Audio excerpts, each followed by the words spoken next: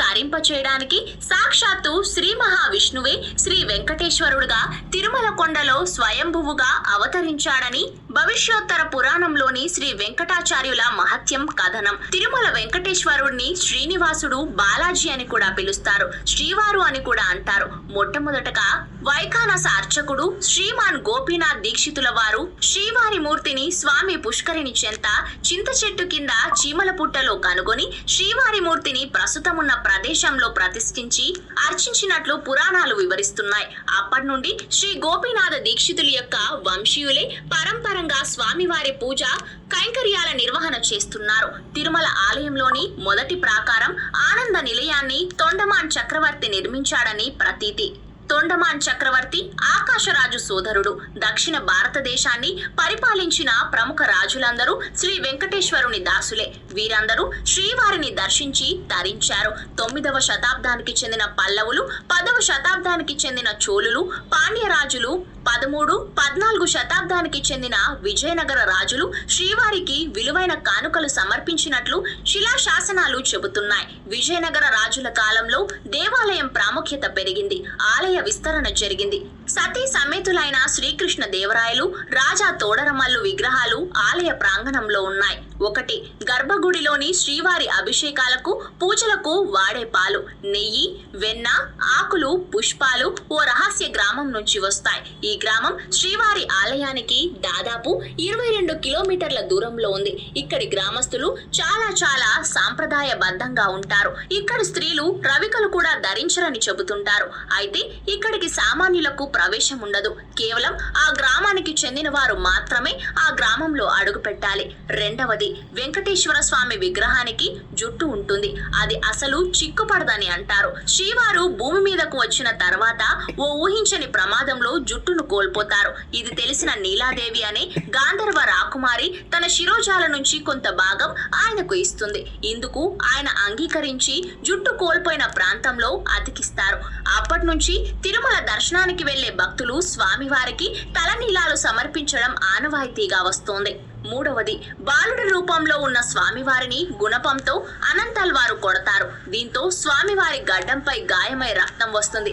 అప్పటి నుంచి స్వామివారి గడ్డానికి గంధం పూయటం సాంప్రదాయంగా వస్తోంది.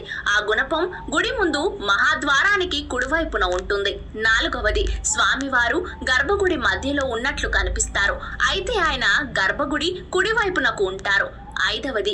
స్వామివారి విగ్రహం వెనుక వైపున సముద్ర హోరు వినిపిస్తుంది. స్వామి వీపు వైపున చెవి పెడితే ఆ హోరు స్పష్టంగా వినిపిస్తుంది.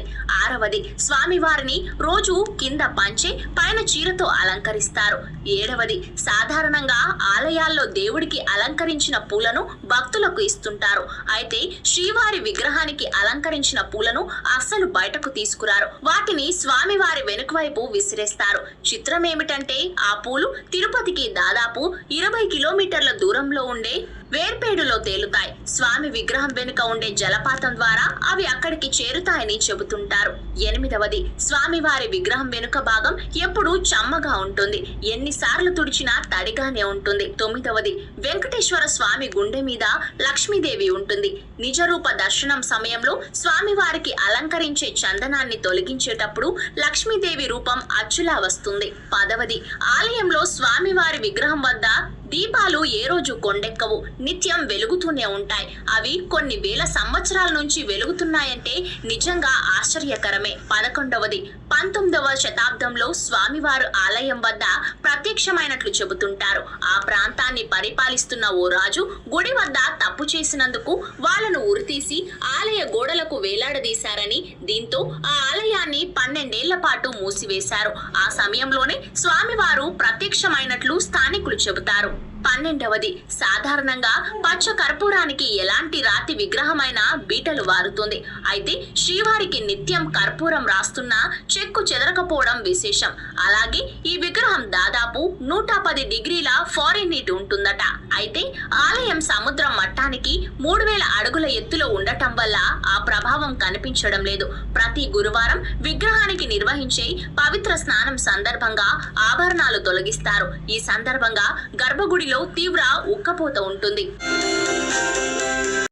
గోవింద భక్తవత్సల గోవింద భాగవత ಭಾಗವತ ಪ್ರಿಯ ಗೋವಿಂದ ಗೋವಿಂದ ಹರಿ ಗೋವಿಂದ ಗೋಕುಲನಂದನ ಗೋವಿಂದ ಗೋವಿಂದ ಹರಿ ಗೋವಿಂದ ಗೋಕುಲನಂದನ ಗೋವಿಂದ ನಿತ್ಯ ನಿರ್ಮಲ ಗೋವಿಂದ ನೀಲಮೇಘ ಶ್ಯಾಮ ಗೋವಿಂದ ಪುರಾಣ ಪುರುಷ ಗೋವಿಂದ ಪುಂಡರಿಕಾಕ್ಷ ಗೋವಿಂದ ಗೋವಿಂದ ಹರಿ ಗೋವಿಂದ ಗೋಕುಲನಂದನ ಗೋವಿಂದ ಗೋವಿಂದ ಹರಿ ಗೋವಿಂದ ಗೋಕುಲನಂದನ ಗೋವಿಂದ ನಂದನಂದನ ಗೋವಿಂದ ನವನೀತ ಚೋರ ಗೋವಿಂದ ಪಶುಪಾಲಕ ಶ್ರೀ ಗೋವಿಂದ ಪಾಪ ವಿಮೋಚನ ಗೋವಿಂದ ಗೋವಿಂದ ಹರಿ ಗೋವಿಂದ ಗೋಕುಲನಂದನ ಗೋವಿಂದ ಗೋವಿಂದ ಹರಿ ಗೋವಿಂದ ಗೋಕುಲನಂದನ ಗೋವಿಂದ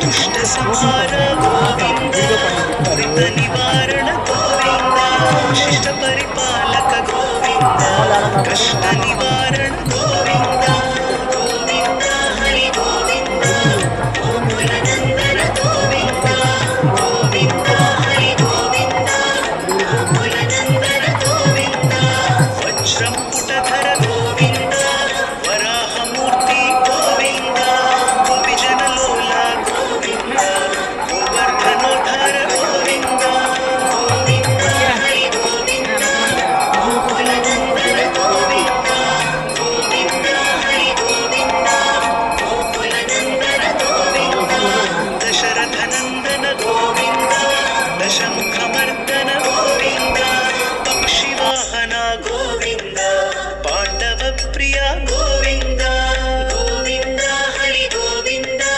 ಗೋಕುಲನಂದನ ಗೋವಿಂದ ಗೋವಿಂದ ಹರಿ ಗೋವಿಂದ ಗೋಕುಲನಂದನ ಗೋವಿಂದ